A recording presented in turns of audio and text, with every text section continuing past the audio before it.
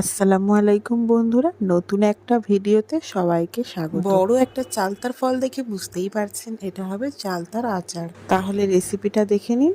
প্রথমে চালতা ফলটা ভালোভাবে কেটে নিতে হবে, যেভাবে মা কেটেছে দেখুন, ফালি ফালি করে সেভাবে কেটে নিতে হবে।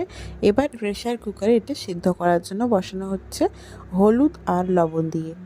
এবার পরিমাণ মতো পানি দিয়ে সিটি দেওয়ার জন্য বসিয়ে দেবেন। এদিকে একটা গুঁড়ো মশলা রেডি করে নেওয়া হচ্ছে। এই মশলার মধ্যে আছে গোটা জিরে, গোটা ধনে, শুকনো লঙ্কা, পাঁচফোড়ন আর আছে মৌরি।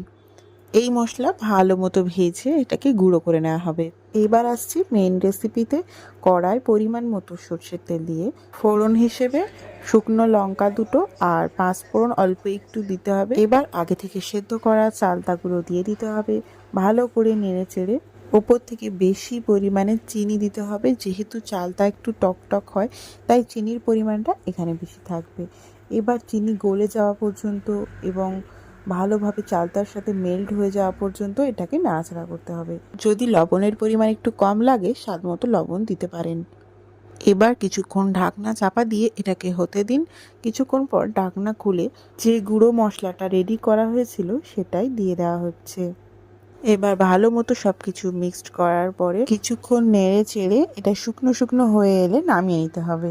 আপনারা যদি দোকানের মতো লাল কালার করতে চান তাহলে অবশ্যই ফুড কালার ইউজ করবেন। আমরা এখানে কোনো রকম ফুড কালার ইউজ করিনি।